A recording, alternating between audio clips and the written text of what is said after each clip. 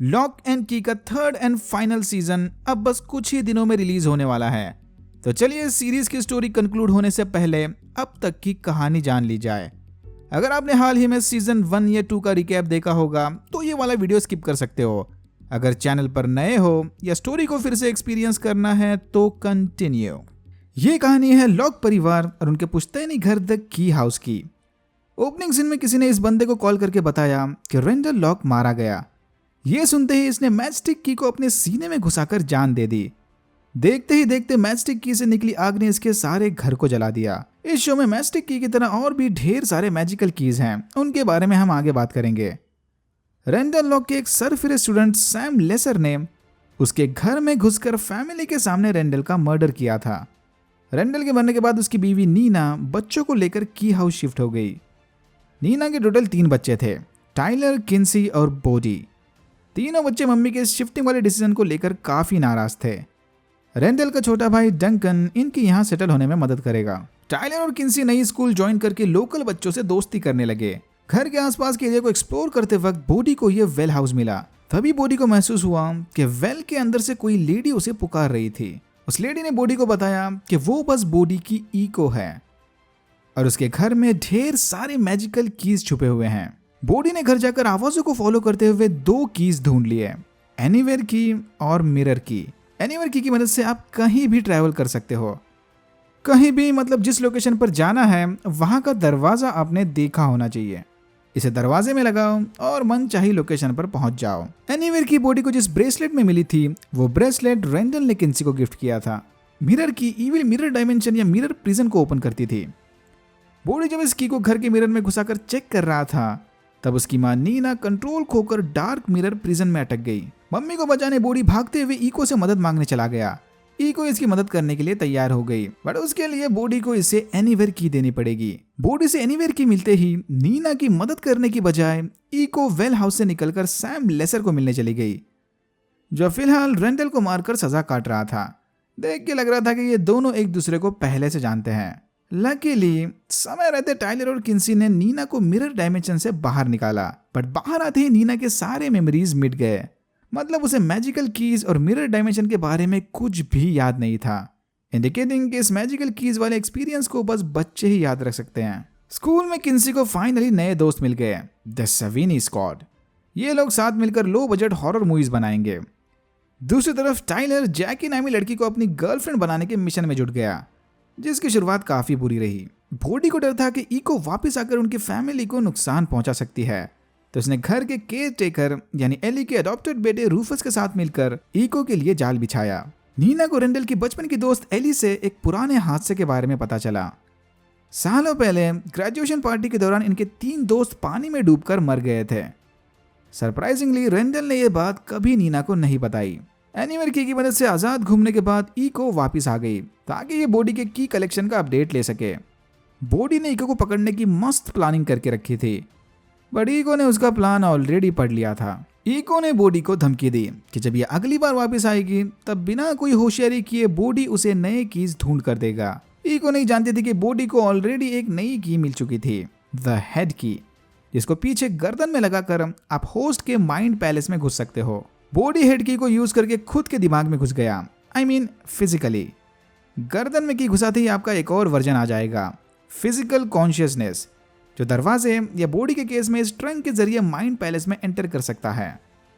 इस entry gate के जरिए और भी लोग आपके माइंड पैलेस में घुस सकते हैं। बॉडी के पीछे पीछे टाइलर और किन्सी भी उसके माइंड में चले गए, जहां बॉडी ने उनके पापा के मेमोरीज स्टोर करके रखे थे। बाहर वापस आते ही दोनों भाई बहन ने बॉडी से वो की छीन ली, क्योंकि मैजिकल कीज बॉडी की जान खतरे में डाल सकते हैं। ईको ने उस ओपनिंग सीन वाले घर जाकर मैचस्टिक की अपने कब्जे में ले ली। सैम और टाइलर किसी जमाने में दोस्त हुआ करते थे। सैम का गुस्सा निकालने टाइलर ने स्कूल के बाहर एक बुली को कूट दिया। वेल टू बी ऑनेस्ट, ये बुली किन्सी को छेड़ रहा था, बट फिर भी टाइलर ने उसे कुछ ज्यादा ही कूट दिया। इस हादसे के बाद स्कूल के टीचर जो रिजवे ने नीना को बुलाकर टाइलर की कंप्लेंट की। बॉडी को बिना बताए टाइलर और किन्सी के दिमाग में घुस गए, जहां उनका सामना किन्सी के फियर से हुआ। किन्सी के दिमाग में ये डार्क फियर पापा की मौत के बाद ही पैदा हुआ था। ये डर उसे आज तक सता रहा है। बॉडी को की हाउस में एक और की मिल गई, घोस्ट की, जिसे दरवाजे में लगाते ही बॉडी की आत्मा घोस्ट बनकर उसकी बॉडी से बाहर निकल सकती थी। बॉडी घोस्ट बनकर की हाउस के आसपास भटक रहा था, जहां उनकी मुलाकात इनके ग्रेट ग्रेट ग्रैंडफादर से हुई। चैम्बरलिन लॉक ने इसे बताया कि बॉडी से पहले छोटे रेंडल और डंकन घोस्ट बनकर उससे मिलने आया करते थे। चैम्बरलिन ने मरने के बाद अपसाइड जाने की बजाय इसी दुनिया में भूत बनकर रहने का डिसीजन लिया था, इसीलिए ये अकेला यहाँ बैठा हुआ है। नीना ने डिनर के वक्त एली को बताया कि बॉडी को वेल हाउस में कुछ ज्यादा ही इंटरेस्ट है। ये सुनते ही डिनर के बाद एली भागते हुए ये स्पेशल की लेकर वेल हाउस के अंदर चली गई। बॉडी के घोस्ट वर्जन ने एली को परेशान होकर वेल में झांकते हुए देख लिया था। यहीं पर हमें यह भी पता चला कि नीना शराब की आदत को छुड़ाने की कोशिश में थी, यानी रिकवरिंग अल्कोहलिक। किन्सी और स्कॉट का रिलेशन धीरे धीरे जोर पकड़ रहा था, बट तभी किन्सी स्कॉट की डेट को मिस करके हेड की के जरिए खुद अपने दिमाग में घुस गई। किन्सी ने खुद के दिमाग से फियर को बाहर निकालकर जंगल में गाड़ दिया। ईको चुपके से किन्सी को यह करते हुए देख रही थी। किन्सी ने टायलर को बताया कि जब से उसने अपने दिमाग से फियर को बाहर निकाला है, उसकी लाइफ मानो एकदम बदल गई। टायलर ने सोचा कि अगर की मदद से चीजों को दिमाग से बाहर निकाला जा सकता है, तो नई चीजों को अंदर भी तो डाल सकते हैं। टाइलर ने नॉलेज बढ़ाने और जैकी को इम्प्रेस करने हेड की मदद से खुद के दिमाग में हिस्ट्री बुक्स डाल दिए। ये सही है यार। एली नीना की मदद करने उसके घर चली आई। यहीं नीना को पता चला कि रेंडल के ऑलमोस्ट सारे दोस्त मर गए थे, बस एली और एरिन वॉस ही जिंदा है। उसमें भी एरिन वॉस की दिमागी हालत खराब होने की वजह से वो साइक वार्ड में भर्ती थी। ओह बाय द वे, शुरू में जिस बंदे ने मैस्टिक की से खुद को आग लगा ली थी, वो भी रेंडल के बचपन का दोस्त मार्क था। फिर नीना का मूड अच्छा करने एली ने इसे की हाउस में छुपे सीक्रेट पिंग पोंग रूम के बारे में बताया, जहां रेंडल और उसके दोस्त काफी मजे किया करते थे। नीना इस रूम में रखे एंटीक चीजों को देखकर काफी एक्साइटेड थी। देख के लग रहा था कि एली यहाँ पर कुछ ढूंढने के इरादे से आई थी। स्कॉट के साथ डेट मिस करने के बाद किन्सी उसे इंप्रेस करने अपने माइंड पैलेस ले गई। अकेले में थोड़ा मौका मिलते ही दोनों ने मेकआउट करना शुरू कर दिया। साइक वार्ड जाकर एरिन को थोड़ा परेशान करने के बाद ईको बॉडी से मिलने चली आई। तो ये ईको एरिन को भी जानती है। बॉडी को टाइलर और किन्सी से अलग करके ईको उससे हेड की मांगने लगी। तभी बॉडी को क्लिक हुआ कि ईको इससे कीज छीन नहीं सकती। अगर बॉडी ने विलिंगली कीज ईको को थमा दिए, बस तभी ईको उन्हें यूज कर सकती है। बॉडी की शांत बत्ती से तंग आकर ईको सीधा सैम से मिलने चली गई। इसने सैम को मैचस्टिक की थमाकर आगे की प्लानिंग बता दी। टाइलर और किन्सी ने विस्पर्स को फॉलो करते हुए म्यूजिक बॉक्स की ढूंढ ली। इस की को म्यूजिक बॉक्स में लगाते ही आप किसी को भी कंट्रोल कर सकते हो। स्कूल की पॉपुलर गर्ल ईडन ने स्कॉट के डायरेक्टर स्किल्स का मजाक उड़ाया। ईडन से बदला लेने किन्सी ने स्कॉट और गेब के साथ मिलकर म्यूजिक बॉक्स की मदद से ईडन को सबके सामने शर्मिंदा कर दिया।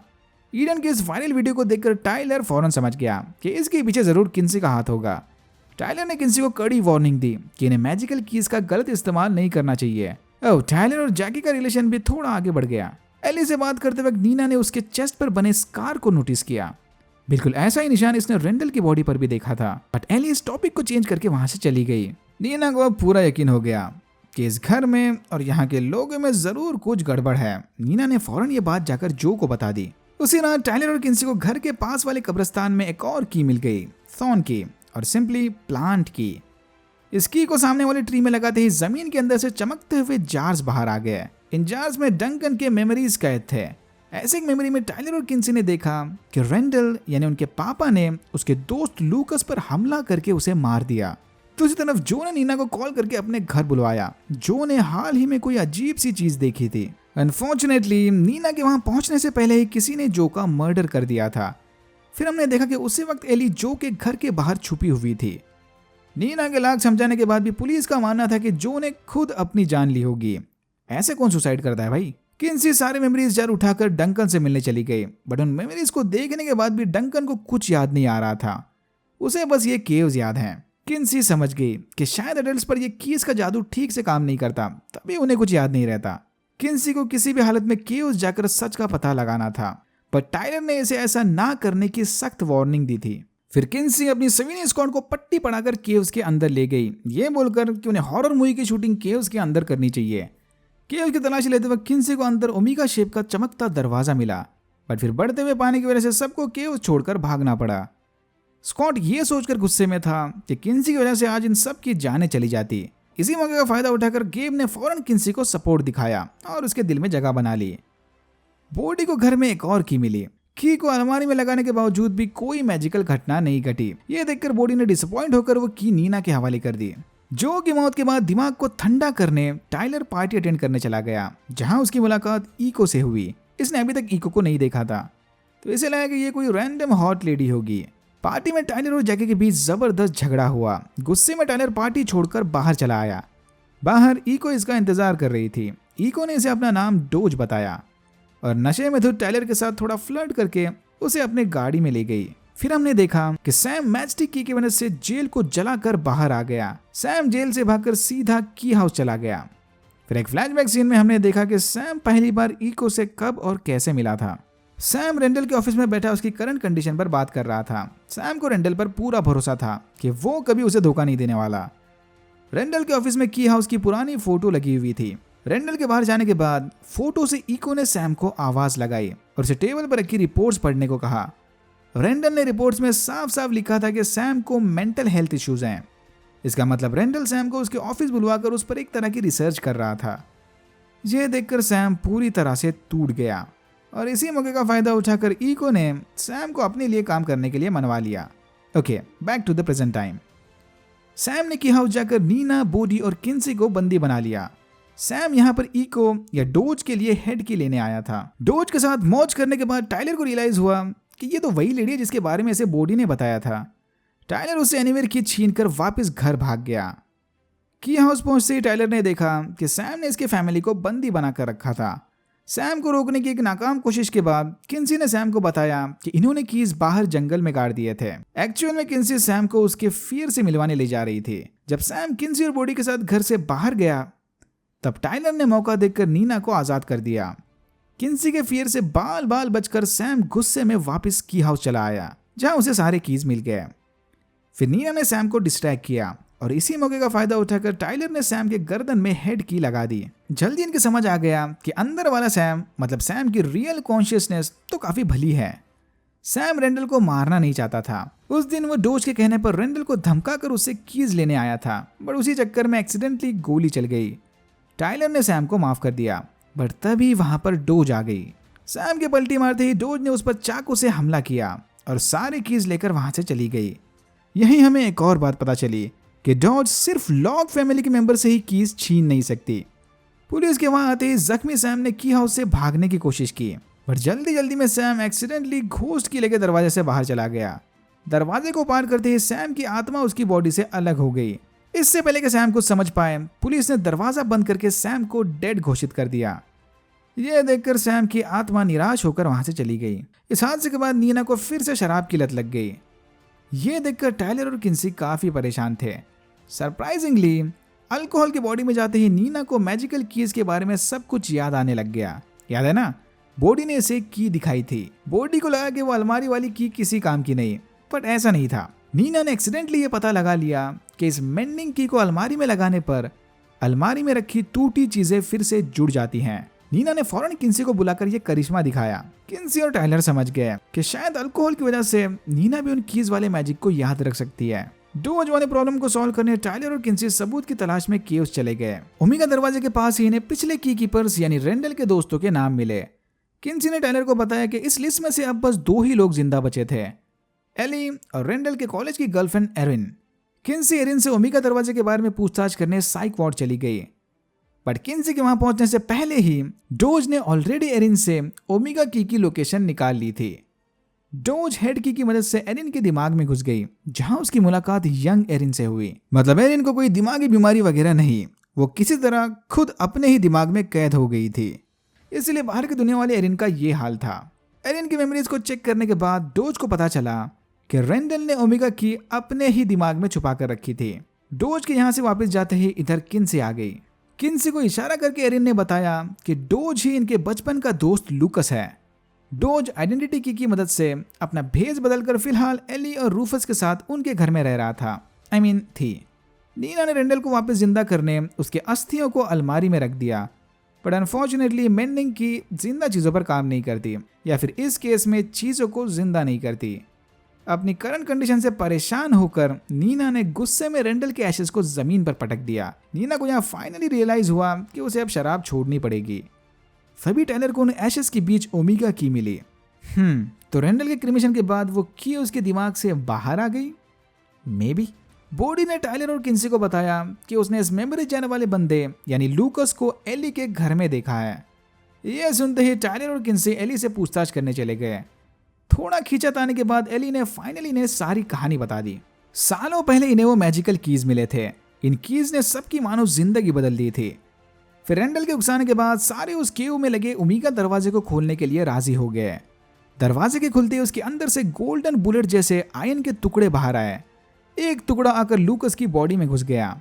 सब फौरन वो दरवाजे को बंद करके वहां से भाग गया। ओमेगा डोर से आए वो टुकड़े एक्चुअल में डीमन सोल्स थे, यानी एक डीमन मतलब डोज ने लूकस की बॉडी पर कंट्रोल कर लिया। डोज के कंट्रोल में आते ही सबसे कीज छीनने लूकस ने इनके दो दोस्तों को मार दिया। लूकस को रोकने की खातिर ही रेंडल ने उस पर पीछे से हमला किया था, जिसमें वो मारा गया। फिर इसे एक्सीडेंट बताकर बचे हुए दोस्तों ने कीज आपस में बांट लिए और फैसला किया कि वो आज के बाद कभी इन कीज को यूज नहीं करेंगे। इन्होंने ही डंकन के मेमोरीज को निकालकर जमीन में काटा था। मार्क इन सब में सबसे ज्यादा भरोसे लायक होने की वजह से मैक्सिमम कीज इसके पास थे। फिर इसने उन कीज को की हाउस में छुपा दिया। एली के पास आइडेंटिटी और ईको की थी। ईको की से आप मरे हुए व्यक्ति के ईको को वापस ला सकते हो। सालों बाद भी एली अपने बॉयफ्रेंड लूकस को नहीं भुला पाई, इसीलिए इसने कुछ महीनों पहले वेल हाउस जाकर ईको की के जरिए लूकस को वापस बुलाया। बट ईको की लूकस के बदले डोज को वापस ले आई। जैसे ही एली को रेंडल के मरने की खबर मिली, इसने फौरन मार्क को कॉल लगाया। अब क्योंकि मार्क को मैक्सिमम कीज की लोकेशन पता थी, इसीलिए उसने डोज से कीज को छुपाने अपनी जान ले ली। बॉडी से एनीवेयर की मिलने के बाद डोज लूकस का भेष लेकर एली के घर में रहने लगी। इसने एली को फंसाकर उसे की हाउस से क्राउन ऑफ शैडोज चुराने को कहा। उस रात जो ने यंग लूकस को एली के घर में देखा था। इसी राज को छुपाए रखने लूकस एक डोज ने जो का मर्डर कर दिया। बाद में एली ने डॉज को मारने की भी कोशिश की, बट ईको को कोई मार नहीं सकता। तो टेक्निकली जो की मौत में एली का डायरेक्ट कोई हाथ नहीं था। एली को अडल्ट होने के बावजूद भी ये सब कैसे याद? उन्होंने ये सब याद रखने के लिए कोई ट्रिक ढूंढ ली थी। एनीवेज, एली ने डोज को क्राउन ऑफ शैडोज तो दे दिया, बट उसे ऑपरेट करने इन्हें शैडो की जरूरत थी, जो अब भी की हाउस में पड़े की चेन में थी। इन्होंने प्लान बनाया कि ये लोग एली के घर से क्राउन लेकर शैडो आर्मी की मदद से डोज को वापस वेल हाउस में कैद कर देंगे। एनीवेयर की के बिना डोज वहां से बाहर नहीं आ सकती। एली और रूफस शैडो की लेकर क्राउन लाने अपने घर चले गए, बट घर में घुसते ही डोज ने उनसे शैडो की छीन ली। क्राउन पहनकर डोज ने शैडो आर्मी के साथ की हाउस पर हमला कर दिया, बट फिर बॉडी ने लाइट सेवर पर मैचस्टिक की लगाकर डोज को हरा दिया। मामला शांत होने पर इन्हें डोज की हाउस में बेहोश पड़ी मिली। टाइलर और किन्सी अपने दोस्तों को मैजिकल कीज का फास्ट फॉरवर्ड रिकैप देकर उन्हें केव्स में लेकर चले गए। ये सारे ओमेगा डोर को खोल के डोज को उसके अंदर फेंकना चाहते थे। इनका प्लान काम कर गया। सरप्राइजिंगली ये कुछ ज्यादा इजी था। वापस आने पर इन्हें पता चला कि एली का कोई अता पता नहीं। एली के गायब होते ही अथॉरिटीज ने रूफस को उसके रिश्तेदारों के घर भिजवा दिया। किन्सी गेब को डेट करने लग गई और नीना को भी नया पार्टनर मिल गया, detective Daniel. Happy ending. Just kidding. End scene में हमने देखा कि किन्सी का नया बॉयफ्रेंड गेब एक्चुअल में डोज ही है। डोज ने उस रात आइडेंटिटी की मदद से खुद को एली से रिप्लेस कर दिया था। तो टाइलर और किन्सी की गैंग ओमेगा दरवाजे के अंदर डोज नहीं एली को फेंक कर आए थे। उसी टाइम ओमेगा दरवाजे से निकला एक डीमन ईडन की बॉडी में घुस गया, मतलब डोज को नया पार्टनर मिल गया। और यहाँ होता है सीजन 1 खत्म। एकदम एंड में आकर मुझे रियलाइज हुआ कि मैं पूरे वीडियो में एको को ईको और डॉज को डोज बोले जा रहा था। लगता है मैडम जी को पर्सनली जाकर सॉरी बोलना पड़ेगा। सीजन 2 की शुरुआत एक फ्लैशबैक सीन से हुई। 1775 में एक ब्रिटिश कैप्टन कुछ सोल्जर्स के साथ अपनी जान बचाने केव्स के अंदर छुप गया। केव की एक दीवार को हाथ लगाते ही कैप्टन के सामने डीमन डायमेंशन का पोर्टल ओपन हुआ। इससे पहले कि ये लोग कुछ समझ पाए, इन अमेरिकन सोल्जर्स ने ढूंढ लिया और फिर इनके बीच गोलीबारी शुरू हो गई। इसी लड़ाई के दौरान एक ब्रिटिश सोल्जर एक्सीडेंटली पोर्टल से निकली विस्परिंग आयन गोली के कांटेक्ट में आ गया। डीमन के कंट्रोल में आते ही वो सोल्जर्स अमेरिकन पर भारी पड़ने लगा, बट आखिरकार रिबल्स ने उसे गोली मारकर पोर्टल के अंदर भेज दिया। ये देखकर कैप्टन समझ गया कि पोर्टल से निकली गोलियां आपको सुपर ह्यूमन स्ट्रेंथ दे सकती हैं। कैप्टन के पास वैसे भी खोने के लिए कुछ नहीं था, तो उसने खुद से पोर्टल के दरवाजे पर जाकर अपनी बॉडी डीमन के हवाले कर दी। Back to the present time. Gabe और ईडन विस्परिंग आयरन के बुलेट जमा करने ओमेगा डोर या ब्लैक डोर के पास चले गए। इन्हें कुछ बुलेट्स मिल भी गए, बट तभी वहां पर कोस्ट गार्ड्स आ गए। अपने काम को सीक्रेट रखने ईडन ने क्राउन ऑफ शैडोज की मदद से गार्ड्स को ठिकाने लगा दिया। सनी स्कॉट उनकी पहली जीरो बजट मूवी द स्प्लैटरिंग के प्रमोशन में लगे हुए थे। यहीं पर गेब ने नोटिस किया कि शायद किन्सी आज भी अंदर से स्कॉट को चाहती है। टाइलर ने हेडकी की मदद से जैकी के दिमाग में हिस्ट्री बुक डाल दी ताकि समर रीडिंग का सारा टाइम ये रोमांस करते हुए बिता सकें। डिटेक्टिव डैनियल ने नीना को बुरी खबर दी कि एली का कोई पता न लगने की वजह से कुछ दिनों बाद पुलिस उसके केस को क्लोज कर देंगे। बोर्ड ये सुनकर बहुत निराश हुआ। फिर डंकन ने नीना को गुड न्यूज दी कि ब्रायन के जापान से वापस आते ही वो और डंकन शादी करने वाले हैं। यहीं पर ब्रायन ने नीना को भी फिर से डेटिंग करने की सलाह दी। गेब और ईडन विस्परिंग आयरन से नई मैजिकल कीज बनाने वाले थे। इन्होंने फौरन जंगल के बीच बसे कैबिन पर कब्जा करके वहां अपना बेस बना लिया। यहाँ हमें यह भी पता चला कि आइडेंटिटी की से आप किसी भी जिंदा व्यक्ति का भेस नहीं ले सकते। आइडेंटिटी की यूज करनी है तो एक ब्रांड न्यू पर्सनैलिटी बनानी होगी, लाइक डॉज। गेब लुकस का भेस बस इसीलिए ले सकता था क्योंकि मरने से पहले डॉज उसकी बॉडी में थी। मूवी के प्रीमियर की रात स्कॉट को जलाने गेब किन्सी के बहुत पास आ रहा था। तो अपेरेंटली डीमंस में भी फीलिंग्स होते हैं। मूवी के दौरान बोर होकर ईडन ने पॉपकॉर्न वाले को मार दिया। ये देखकर गेब ने गुस्से में एनीवेयर की मदद से फटाफट बॉडी ठिकाने लगा दी। नीना ने इन्हें बॉडी घसीटते हुए देख लिया था, बट कुछ सेकंड बाद ही वो सब भूल गई क्योंकि कीज का मैजिक अडल्ट्स को ज्यादा टाइम तक याद नहीं रहता। अनफॉर्चुनेटली बिल्कुल यही चीज अब जैकी के साथ भी हो रही थी। जैकी का 18th बर्थडे बस कुछ ही दिन दूर था। टाइलर ने नोटिस किया कि जैकी भी धीरे धीरे कीज के मैजिक को भूल रही थी। द सेवन स्क्वाड में एक नई मेंबर ऐड हो गई, कंपोजर एबी। पहले किन्सी को लगा कि शायद स्कॉट और एबी डेटिंग कर रहे थे, बट ऐसा नहीं था। यह सुनकर किन्सी अंदर से काफी खुश हो गई, बट फिर से पता चला कि स्कॉट ने स्पेशल फिल्म प्रोग्राम को ज्वाइन करने यूके की फिल्म स्कूल में अप्लाई किया था। अगर इसका एप्लीकेशन एक्सेप्ट हो गया तो बस कुछ हफ्तों बाद ही स्कॉट यूके चला जाएगा। वापस घर आकर अपने दिमाग को शांत करने किन्सी अपने माइंड पैलेस में घुस गई, जहां उसे पता चला कि वो ना चाहते हुए भी स्कॉट को अपने ख्यालों से बाहर नहीं निकाल सकती। टाइलर ये सोचकर परेशान था कि कुछ महीनों बाद 18 साल का होते ही वो भी मैजिकल कीज के बारे में सब कुछ भूल जाएगा, बट किन्सी ने उससे वादा किया कि वो कोई रास्ता ढूंढ लेंगे।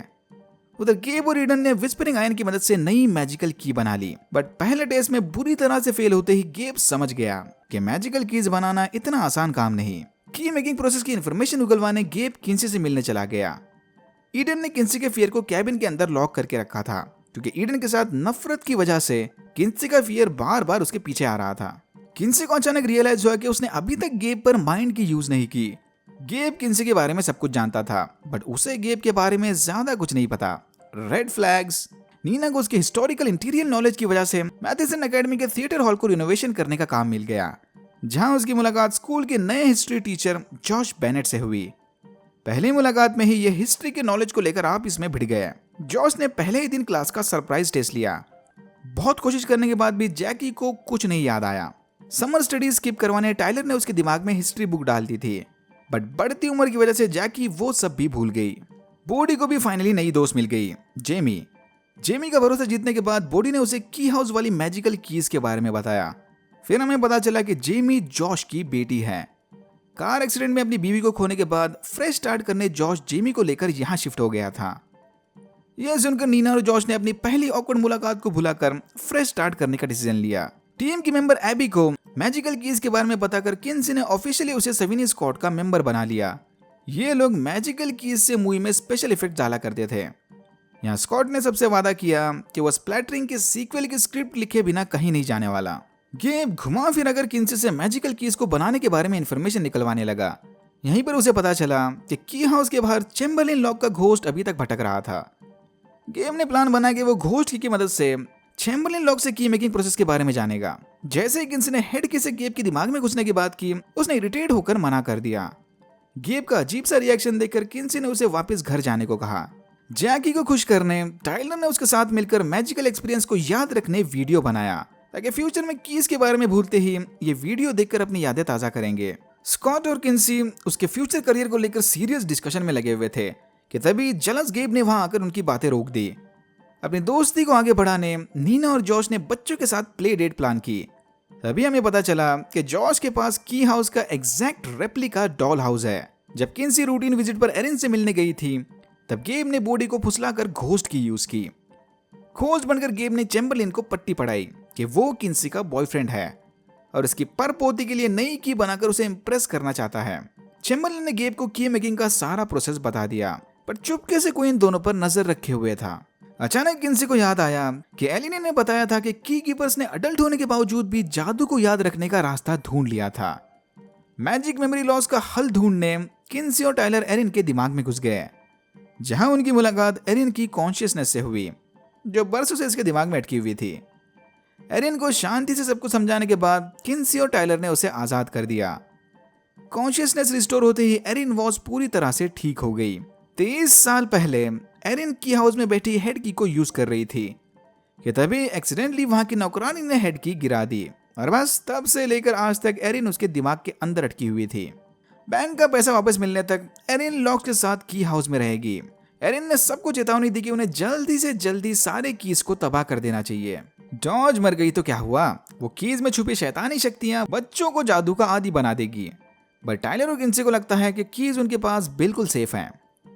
स्कॉट को सबकी नजरों में गिराने गेब ने ईडन के साथ मिलकर प्लान बनाया। म्यूजिक बॉक्स की मदद से स्कॉट की बॉडी को कंट्रोल करके ईडन ने उससे गेब को पिटवा दिया।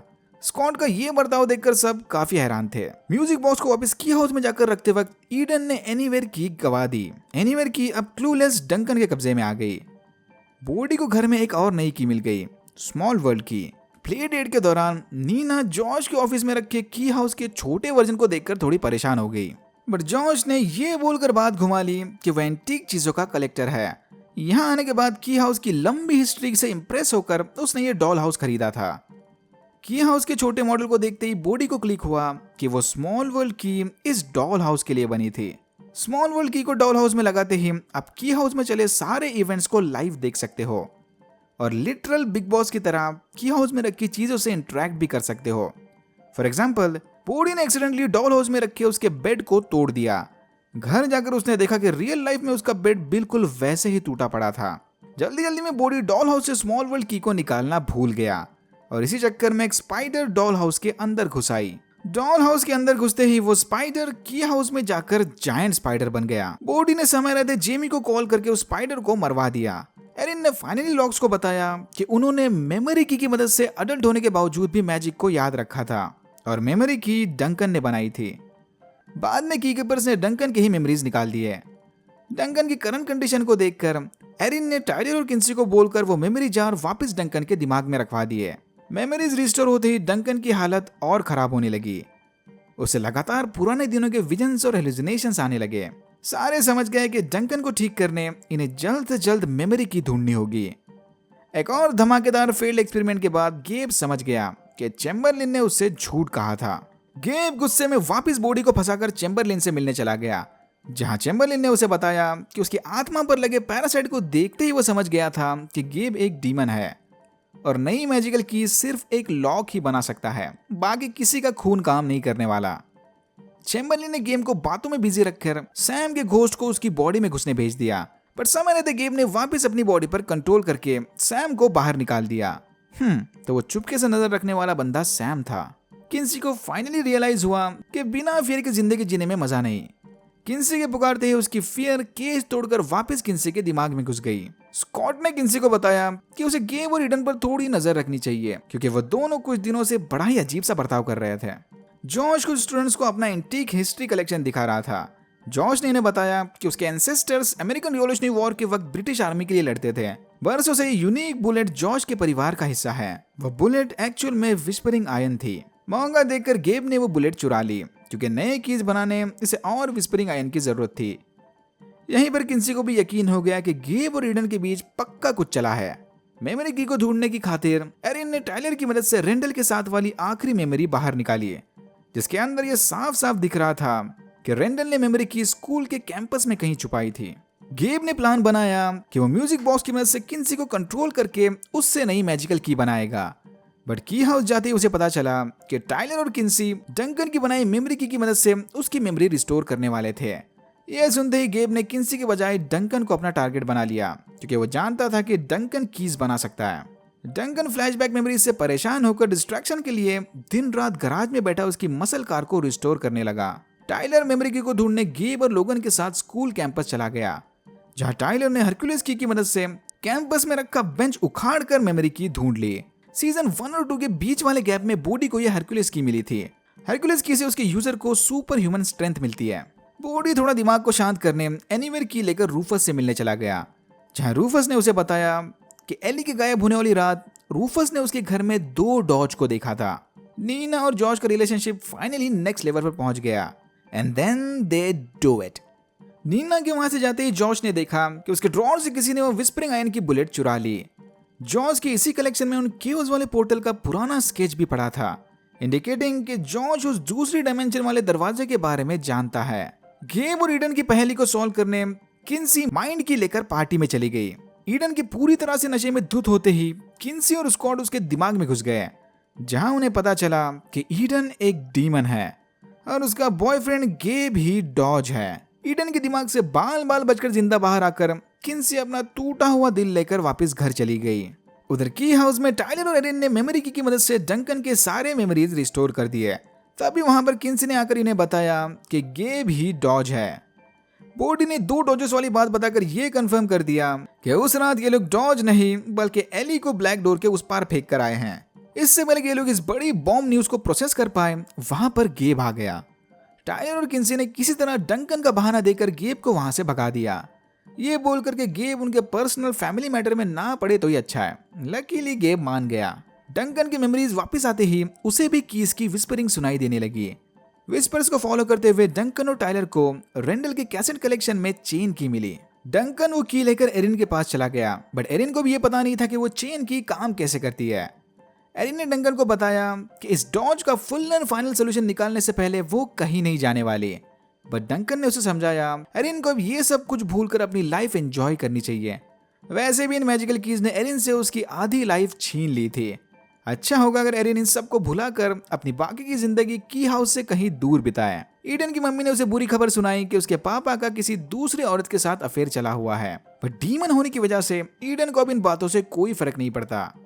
गेब को शक ना हो इसीलिए किन्सी ने किसी तरह खुद पर कंट्रोल करके उनके रिलेशन को जारी रखा। जैकी ने टाइलर को बताया कि उसे मेमोरी की यूज करने में कोई इंटरेस्ट नहीं है, वो आम इंसानों की तरह मैजिक फ्री नॉर्मल लाइफ जीना चाहती है।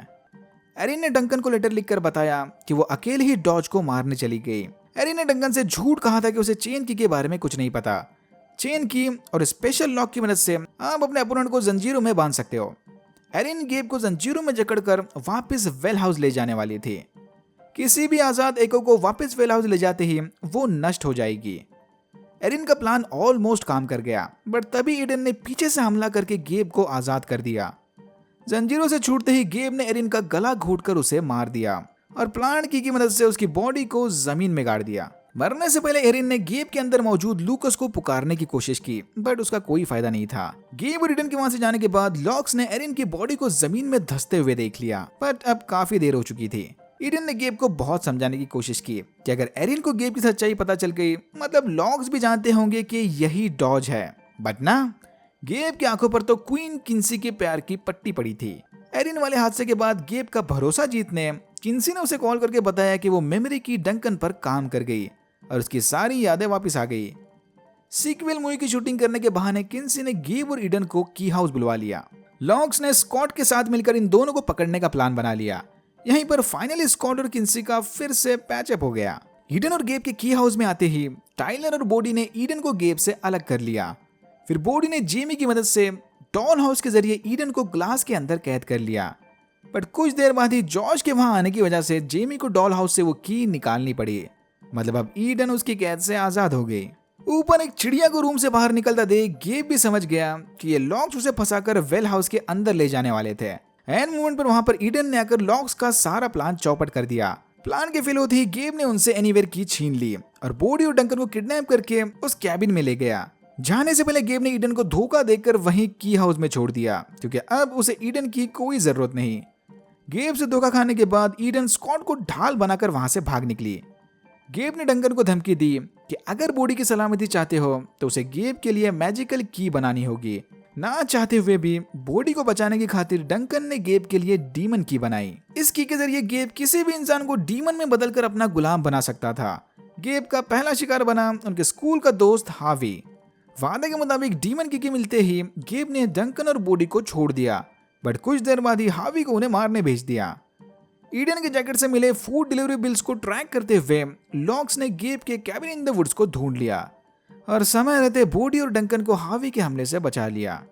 फिर एक फ्लैशबैक सीन में हमने देखा कि 1775 में की हाउस अमेरिकन रिवॉल्यूशनरी वॉर का बहुत बड़ा हिस्सा था। लॉक्स यहाँ चुपके से अमेरिकन सोल्जर्स के लिए हथियार बनाया करते थे। ब्रिटिश कैप्टन फ्रेडरिक गिडियन ने अपने सिपाहियों के साथ की हाउस में रेड डाल दी। घर के अंदर से हथियारों को जब्त करके गिडियन सारे लॉक परिवार को मारने वाला था, बट तभी बेंजामिन लॉक अपने साथ कुछ रिबेल सोल्जर्स को ले आया और गिडियन के साथियों पर हमला कर दिया। इसी लड़ाई के दौरान गिडियन ने बेंजामिन के पापा पीटर लॉक को मार दिया और अपने सोल्जर्स के साथ केव्स के अंदर जाकर छुप गया। यहाँ केव की दीवार को छूते ही गिडियन के सामने वो ब्लैक पोर्टल खुल गया। वही सीरीज के ओपनिंग वाला सीन। विस्परिंग आयन के कांटेक्ट में आकर गिडियन खुद भी एक डीमन बन गया, बट फिर अमेरिकन रिवॉल्यूशनरी आर्मी ने उसे पकड़कर फांसी पर चढ़ा दिया। मरने से पहले गिडियन ने अपने पीछे उस ब्लैक पोर्टल से रिलेटेड नोट्स और विस्परिंग आयन का टुकड़ा छोड़ा था, वही नोट जो अभी जॉश के पास थे। मतलब गिडियन ही जॉश का एंसेस्टर है। गिडियन के मरने के बाद बेंजामिन लॉक ने केव्स के अंदर पड़े विस्परिंग आयन और एंशिएंट अल्केमी की मदद से मैजिकल कीज बनाए। इसी ने ओमेगा की बनाकर ब्लैक डोर से उस पोर्टल को बंद कर दिया था। Okay, back to the present time. Gabe ने डीमन की मदद से कुछ सिलेक्टेड लोगों को डीमन बनाकर अपनी आर्मी में शामिल कर दिया, इंक्लूडिंग डिटेक्टिव डैनियल। लॉक्स के बहुत कोशिश करने के बावजूद भी वो जैकी को डीमन बनने से नहीं रोक पाए। जैकी के कन्वर्ट होते ही टाइलर ने डिसाइड किया कि वो इस डीमन की से लड़ने अपोजिट की बनाएगा, ऐसी की जो गेब के शिकार को उनके डीमन से आजादी दिला सकती थी। बट नई की बनाने के लिए इसे पहले विस्परिंग आयन ढूंढना होगा। तभी टाइलर को क्लिक हुआ कि रेंडल हमेशा उसकी कैप में फिशिंग लूर लगा के रखता था, just in case of emergency. Tyler समझ गया कि रेंडल ने जरूर उस फिशिंग लूर के अंदर विस्परिंग आयन छुपा के रखा होगा। टाइलर का शक बिल्कुल सही निकला, बट सरप्राइजिंगली उस विस्परिंग आयन के विस्पर्स बस टाइलर को ही सुनाई दे रहे थे। डंकर ने टाइलर को बताया कि ये इस बात का साइन है कि उस नई की को टाइलर को खुद अपने हाथों से बनाना होगा। गेब ने किंसी को धमकी दी कि अगर उसने डीमन बनकर गेब की टीम नहीं ज्वाइन की तो वो नीना को मार देगा। मतलब अब इनके पास ज्यादा टाइम नहीं बचा। ईडन ने ब्लैक डोर को ओपन करके अपनी अलग डीमन आर्मी बनाने का प्लान बना लिया। गेब के कहने पर हावी ईडन पर नजर रखे हुए था, पर फिर ईडन ने हावी को मारकर उससे एनीवेयर की छीन ली। डंकन के बताए इंस्ट्रक्शंस को फॉलो करते हुए टाइलर ने अल्फा की बना ली, ऐसी की जो अपेरेंटली डीमन की के इफेक्ट्स को रिवर्स कर सकती थी। फिर सैम के घोस्ट ने किंसी को साइंस देकर उन्हें एंजल की लोकेशन बता दी, बट इन्हें लगा कि शायद ये काम चेम्बरलिन का था। ईडन जॉश को पट्टी पढ़ाकर ब्लैक डोर के पास ले गई। जॉश को अपने एंसेस्टर्स के नोट पर रिसर्च करने वो पोर्टल देखना था और ईडन को पोर्टल ओपन करके डीमन आर्मी बनानी थी। बट गेब ने ऑलरेडी ईडन के इस प्लान को भांप लिया था। गेब ने केव्स में जाकर क्राउन ऑफ शैडोज की मदद से केव्स को धसा दिया। समय रहते वहां पर बोडी और जेमी ने आकर हरक्यूलिस की मदद से जॉश को मलबे से बाहर निकाला। ईडन भी मौका देखकर यहाँ से भाग गई थी। बाहर आते ही कुछ देर बाद ही केव्स में हुए इस हादसे के बारे में जॉश सब कुछ भूल गया था। गेब ने अपनी डीमन आर्मी के साथ पहाड़ी पर बसे एक मैंशन पर कब्जा कर लिया। टाइलर जैकी का पीछा करते हुए गेब के अड्डे पर पहुंच गया और सही मौका देखकर अल्फा की के जरिए जैकी की बॉडी में कैद डीमन को मार दिया। अनफॉर्चुनेटली जल्द ही टाइलर को पता चला कि वह अल्फा की डीमन के साथ साथ उसके ह्यूमन होस्ट को भी मार देती है। होश में आने के कुछ देर बाद ही जैकी ने टाइलर की बाहों में दम तोड़ दिया। केव्स में हुए इस हादसे के बाद ब्लैक डोर खुल गया, जिसके अंदर से एली बाहर आ गई। बाहर आते ही एली फटाफट ब्लैक डोर को बंद करके रूफस से मिलने चली गई, बट घर जाकर इसने देखा कि वहां पर कोई नहीं था और इसकी शक्ल अब भी डॉज से मिलती जुलती है। जैकी की मौत के बाद लॉक्स ने स्कॉट के साथ मिलकर गेब के अड्डे से डीमन की चुराने का प्लान बनाया। किंसी ने एंजल की मदद से गेब और बाकी डीमंस को डिस्ट्रैक्ट किए रखा और इसी का फायदा उठाकर टाइलर, स्कॉट और डंकन डीमन की चुराने चले गए। इनके प्लान का पता चलते ही गेब ने डॉज का भेस लेकर डीमन से उन पर हमला करवाया। इसी लड़ाई के दौरान डिटेक्टिव डैनियल मारे गए और डंकन को पता चला कि वो डीमंस को कंट्रोल कर सकता है, क्योंकि उस डीमन की में डंकन लॉक का खून था। डीमन आर्मी का कंट्रोल खोते ही डॉज ने प्लान की मदद से तबाही मचानी शुरू कर दी। टाइलर ने मौका देखकर डॉज को अल्फा की से मार दिया और एंजल किंसी ने तीनों को गिरते मलबे से बचा लिया। सरप्राइजिंगली लड़ाई के बाद मलबे से लूकस बाहर आया। अल्फा की ने डॉज के डीमन को मारकर लूकस के एको को आजाद कर दिया था। लूकस एको होने की वजह से अल्फा की के साइड इफेक्ट से जिंदा बच गया। लूकस ने डॉज के चुराई सारे कीज लॉक्स को वापस कर दिए, इंडिकेटिंग कि लूकस अच्छा इंसान है। घर वापस लौटकर ये आइडेंटिटी की मदद से एली को उसके असली रूप में वापस ले आए। लूकस को अपने सामने देखकर एली ने उसे फौरन गले लगा लिया। एक हफ्ते बाद सारा टाउन उस हाउस एक्सीडेंट में मरे लोगों को श्रद्धांजलि दे रहा था। जॉश ने पोर्टल को ढूंढने का ऑब्सेशन अपने दिमाग से निकाल दिया। इसे अब नीना के साथ अपने रिलेशनशिप को आगे बढ़ाना था, बट नीना ने जॉश को बताया कि उसे स्टेबल होने के लिए और थोड़े टाइम की जरूरत है। टाइलर ने डिसाइड किया कि वो अपना 18th बर्थडे की हाउस से बाहर बिताएगा। जैकी की याद में टाइलर ने भी मेमोरी की यूज करने से इनकार कर दिया। इतना बोलकर टाइलर डंकन से गिफ्ट मिली मसल कार लेकर लंबी रोड ट्रिप पर चला गया। मतलब वापस आने पर टाइलर को मैजिक के बारे में कुछ नहीं याद रहने वाला। नॉर्मल लाइफ जीने के लिए इसने जैकी के साथ रिकॉर्ड किया वीडियो तक डिलीट कर दिया। काफी दिनों तक एक दूसरे से दूर रहने के बाद एली और रूफस भी साथ आ गए। नीना का मूड ठीक करने बॉडी ने उसे हेड की के जरिए रेंडल के मेमोरीज दिखाए, बट इस बार बॉडी नीना को मेमोरीज भूलने नहीं देगा। यानी इसे नीना के ऊपर मेमोरी की यूज की। यू के जाने से पहले सवीनी स्कॉट ने स्कॉट को यादगार सेंड ऑफ दिया। गेब ने बैकअप के लिए एको की अपने डॉम में छुपा कर रखी थी। ईडन ये एको की लेकर वेल हाउस चली गई और कैप्टन फ्रेडरिक गिडियन के एको को इस दुनिया में ले आई। लूकस की तरह ही इस बार भी गिडियन के एको के साथ उसका डीमन वापस आ गया। ईडन गिडियन के डीमन को देखकर काफी इंप्रेस थी। ईडन ने उसे हुक्म दिया कि इस दुनिया में गिडियन ईडन का गुलाम है। यह सुनते ही गिडियन ने ईडन को वेल के अंदर फेंक कर मार दिया और एनीवेयर की लेकर वेल हाउस से आजाद हो गया। और यहाँ होता है सीजन 2 खत्म। गिडियन के एको के साथ कौन सा खतरनाक डीमन आया है वो तो नेक्स्ट सीजन में ही समझेगा। Alright, that's it for now. अगर आपको वीडियो अच्छा लगा तो please like, share and subscribe for more videos like this. मैंने ऐसे और भी वीडियोस बनाए जिनके लिंक्स आपको डिस्क्रिप्शन बॉक्स में मिल जाएंगे। Thank you very much for watching and I am hoping to see you in my next one.